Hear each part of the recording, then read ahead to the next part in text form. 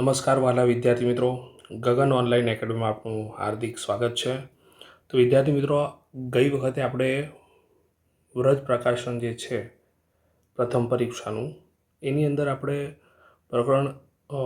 વિભાગ જે એ છે એનું સોલ્યુશન સંપૂર્ણ કર્યું. તો આજે આપણે વિદ્યાર્થી મિત્રો વિભાગ બી જે છે એનું સંપૂર્ણ સોલ્યુશન કરવાનું છે. તો મોડું ન કરતાં શરૂ કરીએ, પરંતુ એના પહેલાં જો વિદ્યાર્થી મિત્રો ચેનલને ખાસ સબસ્ક્રાઈબ કરજો, કરી ના હોય તો તમારા મિત્રો સાથે શેર પણ કરજો. અને બેક ટુ બેક આના સોલ્યુશન બધા જ આવતા રહેવાના છે વિદ્યાર્થી મિત્રો, તો તમે ચેનલ સાથે જોડાયેલા રહેજો, બરાબર છે. અને જો વિડીયો ગમે તો લાઈક કરવાનું ભૂલતા નહીં. તો વિદ્યાર્થી મિત્રો, રકમ આપણને એવું આપેલું છે 3 પંચમાંશ અને 4 પંચમાંશ વચ્ચેની 5 સમમેય સંખ્યાઓ શોધો. તો વિદ્યાર્થી મિત્રો, જ્યારે પણ આપણને આ પ્રમાણે કહે તો પહેલાં તો જો છેદ સરખા છે, તો હા, છેદ સરખા છે. 3 અને 4 વચ્ચે કઈ સંખ્યા આવે? કોઈ સંખ્યા આવી ના શકે. આમ જોવા જઈએ તો 3 પંચમાંશ અને 4 પંચમાંશમાં આપણને કીધી કેટલી સંખ્યા છે? 5. તો એક વધારે સંખ્યા લઈને ગુણી નાખવાના. એટલે 5ની જગ્યાએ આપણે શેના વડે ગુણ્યા? 6 વડે ગુણ્યા. તો 3 છંગ કેટલા થયા? 18 થયા વિદ્યાર્થી મિત્રો. અને 5 છંગ શું થશે? 30 થશે. 4 છંગ 24 થશે અને છેદમાં 5 છંગ 30 થયા. છેદ સરખા થઈ ગયા વિદ્યાર્થી મિત્રો, બરાબર છે. હવે આપણે આ બંને વચ્ચેની સંખ્યા લખીશું. તો 3 પંચમાંશ અને 4 પંચમાંશ વચ્ચે આવતી 5 સમમેય સંખ્યા આપણે લખવાની છે. 5 સમમેય સંખ્યાઓ લખવી છે. તો આપણે સ્વાભાવિક છે, ફક્ત ગુણ્યા છે, બરાબર છે. બાકી સંખ્યા તો એ જ છે. તો 18 એટલે શું આવશે? 19, પછી 20, પછી 21, પછી 22 અને 23. બધાના છેદમાં આપણે શું લખીશું? 30. તો આપણા જોડે 5 સમમેય સંખ્યા એક્ઝેક્ટ મળી ગઈ, બરાબર છે વિદ્યાર્થી મિત્રો. જરૂરી નથી કે તમે આ જ રીતે ગણી શકો. 6ની જગ્યાએ 7 વડે ગુણો તો પણ સાચો જવાબ કહેવાય, 8 વડે જ ગુણો તો એ સાચો જવાબ કહેવાય. કારણ કે આ મુક્ત જવાબી પ્રશ્ન કહેવાય વિદ્યાર્થી મિત્રો. મુક્ત જવાબીનો મતલબ સમજો. મુક્ત જવાબી એટલે આના ઘણા બધા પ્રકારના જવાબો આવી શકે. આ જવાબને 2/3 લખી શકાય વિદ્યાર્થી મિત્રો. અહીંયા 7 તરી 21 પ્રમાણે 7 અને 10 તરી 30 પ્રમાણે 7ના છેદમાં 10 પણ લખી શકો. એ વિદ્યાર્થી મિત્રો 11 દુ 22 અને 15 દુ 30 પ્રમાણે લખી શકો. તો આ જવાબો પણ સાચા કહેવાય, તમે છેદ ઉડાઈને જવાબ લખો તો. આશા રાખું છું વિદ્યાર્થી મિત્રો દાખલામાં ખ્યાલ આવી ગયો હશે તમને. નેક્સ્ટ દાખલા તરફ જઈશું વિદ્યાર્થી મિત્રો. તો વિદ્યાર્થી મિત્રો, રકમમાં આપણને કીધું સાદુરૂપ આપો 7/1/2 અને 8/1/2, બરાબર છે. તો જ્યારે પણ આવો દાખલા હોય ત્યારે વિદ્યાર્થી મિત્રો આપણે રકમ તો લખી જ નાખવાની, બરાબર છે. 7/1/2 ગુણ્યા 8/1/2, બરાબર છે. હવે વિદ્યાર્થી મિત્રો આપણે અહીંયા શું કરીશું? 7 ગુણ્યા 8, બરાબર છે, એને જોડે લઈ લઈશું અને એની 1/2 લખી નાખી, બરાબર છે વિદ્યાર્થી મિત્રો. 7 ઈટા શું થશે? 56 થશે. 56/1/2 ઘાત એ આપણા દાખલાનો શું થશે વિદ્યાર્થી મિત્રો? જવાબ થશે. તો આશા રાખું છું વિદ્યાર્થી મિત્રો દાખલામાં તમને ખબર પડી ગઈ હશે, બરાબર છે. તો વિદ્યાર્થી મિત્રો, રકમમાં આપણને એવું આપેલું છે, નીચે આપેલી બહુપદી જે આપણને આ બહુપદીઓ આપેલી છે એની ઘાત લખવાની છે. વિદ્યાર્થી મિત્રો, બહુપદીની ઘાત એટલે મોટામાં મોટી જે ઘાત હોય ને એને બહુપદીની ઘાત કહેવાય. તો અહીંયા એક અચળ પદ છે, એક્સની 2 ઘાત છે અને એક્સની 7 ઘાત છે. તો બંને મોટી ઘાત કઈ? 7 ઘાત. તો બહુપદીનો ઘાત શું થાય? 7. આવી રીતે વ્યવસ્થિત લખવાનું તમારે પરીક્ષામાં, ડાયરેક્ટ નહીં લખી નાખવાનું. તમે એવું પણ લખી શકો છો 1 નંબર કરીને કે 1 - x² + 2xની 7 ઘાતમાં બહુપદીનો ઘાત 7 છે, એવું વાક્ય પણ લખી શકો. ને આ રીતે લખો તો બહુ સરસ લાગે. પેન્સિલથી બોક્સ બનાવી દેવાનું. વર્ગમાં 5, તો વિદ્યાર્થી વર્ગમાં 5 તો અચળ પદ છે, અને અચળ પદમાં તો બહુપદીનો ઘાત શું થઈ જશે? યસ, શું થઈ જશે? કંઈ જ ના હોય એટલે 0. તો ખ્યાલ આવી ગયો વિદ્યાર્થી મિત્રો. નેક્સ્ટ પ્રશ્ન તરફ જઈશું વિદ્યાર્થી મિત્રો. તો વિદ્યાર્થી મિત્રો, રકમમાં આપણને કીધેલું છે બહુપદી p of x = x + 5નું શૂન્ય શોધો. તો જ્યારે પણ વિદ્યાર્થી મિત્રો આપણને શૂન્ય શોધવાનું કે એટલે આપણે p of x બરોબર શું લખી નાખવાનું? 0 લખી નાખવાનું, બરાબર છે. ત્યારબાદ તમારે p of xની જગ્યાએ રકમ લખી નાખવાની, એટલે x + 5 = 0 થઈ ગયું. 5 સામે જશે એટલે શું થઈ જશે? યસ, માઇનસ થઈ જશે, એટલે x = -5. તો આ રીતે તમે શૂન્ય શોધી શકો છો વિદ્યાર્થી મિત્રો. તો આપણો જવાબ શું થશે? -5. તો શૂન્ય આપણે લખવાનું કે 0 - 5 છે આપેલ પદાવલીનું, બરાબર છે. ઓકે. નેક્સ્ટ પ્રશ્ન તરફ જઈશું વિદ્યાર્થી મિત્રો. તો વિદ્યાર્થી મિત્રો, આપણને અહીં રકમમાં 3x+4 અને 3x-5નું વિસ્તરણ કરો. હવે વિદ્યાર્થી મિત્રો, ખરેખરમાં તો નિયમ પ્રમાણે કહેવા જઈએ ને તો અહીં નિત્યસમ શબ્દ વાપરવો જોઈએ. કયો? નિત્યસમ. કેમ કે નિત્યસમનો ઉપયોગ કરવો જરૂરી છે. ડાયરેક્ટ કહે તો તમે 3xનો ગુણાકાર 3x-5 જોડે અને 4નો ગુણાકાર 3x-5 જોડે કરીને તમે ગણતરી કરી શકો છો. એ તો સરળ જ છે, તમને એ તો આવડવાનું જ છે. પણ આપણે નિત્યસમનો ઉપયોગ કરીએ વિદ્યાર્થી મિત્રો તો આપણે જોઈ શકીએ છીએ કે અહીં 3x અને 3x બંનેમાં સરખા છે. તો આપણા જોડે સૂત્ર છે ax + b, બરાબર છે. અને એ જ પ્રમાણે અહીંયા સહગુણક સરખો જ છે અને ax + c આ પ્રમાણેનું સૂત્ર હોય તો આપણે શું કરવાનું હોય છે?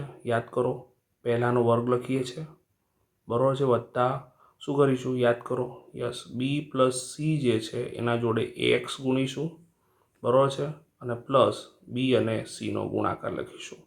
ઘણી વાર અહીંયા વિદ્યાર્થી મિત્રો અહીં આ પ્રમાણે જે આપણને સૂત્ર આપેલું છે એના પ્રમાણે આપણે ગણતરી કરવા જઈએ, બરાબર છે, તો શું થશે? પહેલાં 3xનો વર્ગ લખીશું. શું લખીશું? 3xનો વર્ગ. એ આપણા કોર્સની અંદર આ પ્રમાણેનું સૂત્ર નથી. આપણા કોર્સમાં આ પ્રમાણે આપ્યું છે કે x + a અને x + b, બરાબર છે. તો આવું હોય તો પહેલું પદ x² થઈ ગયું, પ્લસ a + bનો ગુણાકાર જોડે x લખવાનો, સરવાળો ગુણ્યા x લખવાના અને a ગુણ્યા b લખ્યા. આપણું પ્રમાણિત સ્વરૂપ છે, બરાબર છે. આ સૂત્રનો આપણે ઉપયોગ કરવાનો છે. તો અહીંયા x પ્રમાણે 3x એટલે 3xનો વર્ગ લખ્યો, વત્તા a તરીકે 4 છે અને b તરીકે -5 છે, બરાબર કે નહીં વિદ્યાર્થી મિત્રો? પ્લસ નથી, માઇનસ છે ને, એટલે -5 અલગ લખી નાખ્યા, ગુણ્યા લખ્યા 3x પ્લસ. હવે એ ધ્યાન રાખો, a અને b તરીકે 4 અને -5 છે એટલે 4 ગુણ્યા -5 લખ્યા, બરાબર છે. 3xનો વર્ગ એટલે 9xનો વર્ગ લખ્યો વિદ્યાર્થી મિત્રો. 4માંથી 5 ન જાય, 5માંથી 4 જાય તો 1, પણ કેવા? -1 ગુણ્યા 3x લખ્યા અને 4 × 25 પણ કેવા? ડાયરેક્ટ મેં -20 લખી નાખ્યા. તો 9xનો વર્ગ માઇનસ પ્લસ માઇનસ 3x થશે અને -20, બરાબર છે. આપણા દાખલાનો જવાબ થયો. પણ જો વિદ્યાર્થી મિત્રો નિત્યસમનો ઉપયોગ કર્યા વગર કીધેલું હોય તો 3x+4 અને 3x-5 તો છે જ. જો તમારે એક્સેપ્ટ કરતા આ રીત તો તમે આ રીત કરી શકો છો સ્કૂલમાં. તો 3x-5 જોડે 3x ગુણાય પ્લસ 4 જોડે 3x-5 ગુણાય, બરાબર. કેમ કે નિયમ પ્રમાણે તો આનો જ ઉપયોગ કરવો પડે, પણ તમે આ રીતે પણ કરો તો એ ખોટો પડે નહીં. પણ તમારે પૂછી લેવાનું હતું અને સાહેબને કે મેં આ રીત ગણી શકીએ પરીક્ષામાં? જો આ રીતે આ સૂત્ર પ્રમાણેનો દાખલો પૂછાયેલો છે અને અંદર લખ્યું નથી કે નિત્યસમ પ્રમાણે ગણવાનો તમારે, એવું લખ્યું નથી, તો તમે આ રીતે ચોક્કસ રીતે ગણી શકો. 3x × 3x 9x², 3x × 5 15x, પણ માઇનસ પ્લસ 4 તરી 12x અને 4 × 25 એટલે -20. તો જોઈ શકો છો આ બંને સજાતીય પદ છે. મોટાનું ચિહ્ન શું આવશે? માઇનસ આવશે. 15માંથી 12 જાય તો 3 આવે, 3x -20. તો જોઈ શકો છો બંનેના જવાબ સરખા જ આવ્યા છે વિદ્યાર્થી મિત્રો. પણ જો તમારે નિત્યસમ લખ્યું ના હોય ને તો તમારે આ રીત, નિત્યસમ લખ્યું ના હોય તો તમે બંનેથી કોઈ પણ રીત કરી શકો છો. પણ નિત્યસમ કરીને લખ્યું હોય તો આ રીતનો ઉપયોગ કરી શકાય નહીં, તો તમને 0 માર્ક્સ મળે. પણ આ રીતે તમારે નિત્યસમ શબ્દ વાપર્યો છે તો આ રીતે જ ગણવો પડે, બરાબર છે વિદ્યાર્થી મિત્રો? આશા રાખું છું તમને ખ્યાલ આવી ગયો હશે વિદ્યાર્થી મિત્રો. જો ચેનલ ઉપર નવા હો તો ચેનલને ખાસ સબસ્ક્રાઈબ કરવાનું ભૂલતા નહીં વિદ્યાર્થી મિત્રો. સ્કીપ ના કરશો, ફક્ત સોલ્યુશન માટે ઉપયોગ ના કરશો, સમજવાનો પ્રયત્ન કરો. આવો તમે સમજી ગયા ને વિદ્યાર્થી મિત્રો તો આવા 50 દાખલા ગણી શકશો. ઓકે, તમારા મિત્રો સાથે શેર કરજો અને વિડીયો ગમે તો લાઈક કરવાનું ભૂલતા નહીં. નેક્સ્ટ પ્રશ્ન તરફ જઈશું વિદ્યાર્થી મિત્રો. તો વિદ્યાર્થી મિત્રો પ્રશ્નમાં પણ એવું કીધેલું છે -2 4, 3 -1, -1 0 અને 1 2 બિંદુઓ કયા ચરણમાં અથવા કયા અક્ષ પર આવેલા છે તે આપણે જણાવવાનું છે, એટલે સ્થાન જણાવવાનું છે, બરાબર છે. તો મેં અહીંયા વિદ્યાર્થી મિત્રો x અક્ષ અને y અક્ષ દોરી નાખેલા છે, બરાબર છે. ઓકે, અને બોક્સ પણ બનાવી દીધેલું છે. આ ઉગમ બિંદુ છે, રાઈટ.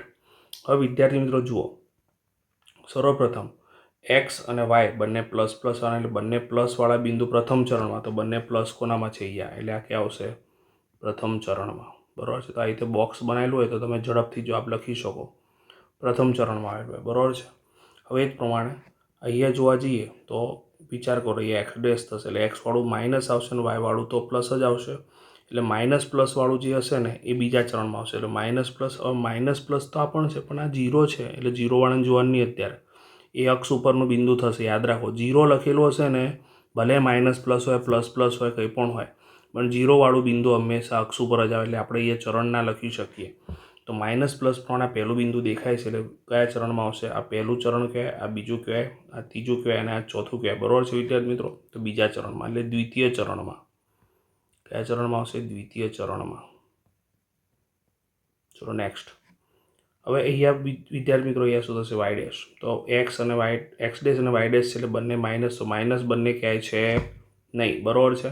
હવે ચોથું ચરણ એક્સ પ્લસ છે અને વાય ડેશ છે એટલે ઋણ છે એટલે પ્લસ માઇનસ વાળું. યસ, આવ્યું પ્લસ માઇનસ વાળું. એટલે આ શું આવશે? તૃતીય ચરણ, ચતુર્થ ચરણ. કયું ચરણ આવશે? ચોથું ચરણ. એટલે ચતુર્થ ચરણમાં આ બિંદુ આવેલું છે. હવે વાત રહી હવે આની. બરાબર છે. તો જુઓ, એક્સ એમ 0 હોય તો વાય અક્ષ ઉપર આવે અને વાય એમ 0 હોય તો એક્સ અક્ષ ઉપર આવે. તો એ કયો એમ 0 છે? વાય એમ 0 છે ને, તો આ બિંદુ કયા અક્ષ ઉપર આવશે? એક્સ અક્ષ પર આવશે. તો ખાસ યાદ રાખવાનું કે તમારું બિંદુ M0 સ્વરૂપનું હોય તો ક્યાં આવશે? એક્સ અક્ષ ઉપર. મગજમાં ફિટ કરી નાખજો. પછી ધન માઇનસથી કંઈ મતલબ નથી. અને 0 M સ્વરૂપનું છે, ધન માઇનસથી કંઈ મતલબ નથી, એટલે કે ઋણ પ્લસ માઇનસથી કંઈ મતલબ નથી. તો એ વાય અક્ષ ઉપર આવે. ખ્યાલ આવ્યું કે નહીં વિદ્યાર્થી મિત્રો? આશા રાખું છું તમને ખ્યાલ આવી ગયો છે વિદ્યાર્થી મિત્રો આ પ્રશ્નના જવાબમાં. નેક્સ્ટ પ્રશ્ન તરફ જઈશું વિદ્યાર્થી મિત્રો. તો વિદ્યાર્થી મિત્રો, રકમમાં આપણને આપેલું છે નીચેના દરેક સમીકરણ માટે એની કિંમત શોધો. પણ એમાં ખાસ શરત છે. જો એક્સ બરાબર 1 અને વાય બરાબર 1 હોય તો જ તેના ઉકેલો આપેલા હોય ને તો તમારે એક્સ અને વાયની કિંમત મૂકીને એ શોધવાનો છે. તો એક્સની કિંમત કેટલી છે વિદ્યાર્થી મિત્રો? પહેલામાં 1, બીજામાં શું છે એટલે કે ટૂંકમાં પહેલા દાખલામાં કે બીજા દાખલામાં એક્સ વાયની કિંમત આપણે એક જ મૂકવાની છે. તો આપણે એક્સની કિંમત 1 મૂકી, વાયની કિંમત 1 મૂકી, બરોબર એ લખ્યા. 1માંથી 1 જાય તો શું આવશે વિદ્યાર્થી મિત્રો? 0. એટલે પહેલામાં એની કિંમત શું થઈ? 0. જો આ સમીકરણ હોય તો એની કિંમત 0 થાય. હવે આ સમીકરણમાં જઈએ. 3x, તો 3માં એક્સની કિંમત આપણે શું મૂકી? 1 વત્તા એ વાયની કિંમત શું મૂકી? 1 બરોબર 6. તો 3 એકા 3 વત્તા એ લખ્યા બરોબર 6. 3 સામે જાય એટલે માઇનસ થશે વિદ્યાર્થી મિત્રો. તો એ બરોબર 6 ઓછા 3, માટે એ બરોબર 6માંથી 3 જાય તો 3. તો વિદ્યાર્થી મિત્રો એની કિંમત 103. ખાસ યાદ રાખજો વિદ્યાર્થી મિત્રો, સમીકરણના નિયમ તમને આવડવા જોઈએ કે ડાબી બાજુથી જમણી બાજુ તમે જાઓ છો તો શું થાય છે? પ્લસ હોય તો માઇનસ ને માઇનસ હોય તો પ્લસ થાય છે. ગુણ્યા હોય તો ભાગાકાર ને ભાગાકાર હોય તો ગુણ્યા થાય છે. અંશમાં હોય તો છેદમાં અને છેદમાં હોય તો અંશમાં જાય છે. આટલું તમને ખ્યાલ હોય ને વિદ્યાર્થી મિત્રો, સમીકરણના બધા નિયમ તમને આવડી ગયા અને સમીકરણના દાખલા તમને આવડી જશે. તો આશા રાખું છું વિદ્યાર્થી મિત્રો આ દાખલામાં તમને સંપૂર્ણ રીતે ખ્યાલ આવી ગયો હશે. નેક્સ્ટ દાખલા તરફ જઈશું. તો વિદ્યાર્થી મિત્રો, રકમમાં આપણને આપેલું છે પરસ્પર છેદતી અને પરસ્પર ન છેદતી રેખાઓ દોરો. તો આપણે શું કરીએ? પહેલાં તો પરસ્પર છેદતી રેખાઓ દોરીએ. પરસ્પર છેદતી રેખાઓ. તો પરસ્પર છેદતી રેખાઓ કેવી હોય? તો પરસ્પર છેદતી રેખાઓ વિદ્યાર્થી મિત્રો એ આવી હોય. આપણે એક રેખા આમ દોરી અને બીજી રેખા આમ દોરી. બરાબર છે. તો આ રેખાઓ એલ અને એમ નામ આપ્યું તો પરસ્પર છેદતી રેખાઓ છે. પરસ્પર ન છેદતી રેખાઓ. પરસ્પર ન છેદતી રેખાઓ તો એ સમાંતર રેખાઓ હોય. શું હોય? સમાંતર રેખાઓ જો વિદ્યાર્થી મિત્રો, તો એ જે આકૃતિ જે છે તમે દોરો તો એ આકૃતિ આવી રીતે આવે. પહેલી રેખા આપણે દોરી આ પ્રમાણે, એનું નામ આપ્યું એન, અને બીજી રેખા દોરી એ પણ એને સમાંતર છે અને એને નામ આપી દો કોઈ પણ બીજું નામ એસ. કોઈ પણ નામ આપી શકો છો. કોઈ કે પી ક્યુ આપવું છે તો પી ક્યુ લો. ચલો પી ક્યુ આપી દો. પી અને ક્યુ. તો આ બંને રેખા એકબીજાને છેદતી નથી. આ બંને રેખા એકબીજાને છેદે છે એટલે આપણે ખાસ યાદ રાખીશું બંને એકબીજાને એ બિંદુમાં છેદે છે એમ લખો તો સારામાં સારું એક હોશિયાર વિદ્યાર્થી તરીકેની નિશાની આપણે બતાવીએ તો એલ અને એમ એકબીજાને છેદે છે તો એ બિંદુ એમાં છેદે છે આમ લખી શકો તમે. એક્સ્ટ્રા અમારા તરફથી ઇન્ક્વાયરી માહિતી આપી તમને એક્સ્ટ્રા વિદ્યાર્થી મિત્રો. અહીંયા શું હશે? પી અને ક્યુ બંને એકબીજાને છેદતી નથી. તો આ ફાઈ એટલે શું કહેવાય? ખાલી ગણ. ખાલી ગણ એટલે શું કહેવાય? એકબીજાને છેદતી નથી. ખ્યાલ આવે? તમને એવું થાય કે છગડીયો કૌંસ અહીંયા કેમ લખ્યું છે ને અહીંયા કેમ ના લખ્યું? કારણ કે ફાઈ પોતે જ ગણ છે, જે જૂના ધોરણોમાં ને આગળ જો તમે 11-12 કોમર્સ સાયન્સ ભણશો ને ત્યારે તમને ખબર પડશે. પણ આ કંઈ લખવાની જરૂરિયાત નથી. આ મેં તમને એક્સ્ટ્રા ઇન્ફોર્મેશન આપી છે. લખવું હોય તો લખી શકો છો. ખ્યાલ આવ્યો વિદ્યાર્થી મિત્રો? ઓકે, તો આ તમે સરસ રીતે સમજી ગયા છો. આશા રાખું છું વિદ્યાર્થી મિત્રો. ચેનલ પર જો નવા હો તો સબસ્ક્રાઈબ કરવાનું ભૂલતા નહીં. સબસ્ક્રાઈબ કરી જ નાખજો. તમારા મિત્રો સાથે પણ શેર કરજો. બેક ટુ બેક સોલ્યુશન મૂકવામાં જ આવશે. નેક્સ્ટ પ્રશ્ન તરફ જઈશું વિદ્યાર્થી મિત્રો. તો વિદ્યાર્થી મિત્રો, પ્રશ્નો આપણને વ્યાખ્યાઓ લખવાની કીધેલી છે ને પહેલી વ્યાખ્યા છે સરળ કોણ ને બીજી છે વિપરીત કોણ.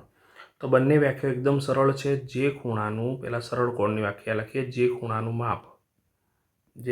માપ એક્ઝેક્ટ 180 ડિગ્રી હોય. કેટલું? એક્ઝેક્ટ 180 ડિગ્રી હોય. એટલે 180 હોય તે ખૂણાને શું કહેવાય? તે ખૂણાને સરળ કોણ કહેવાય. બરાબર છે કે નહીં?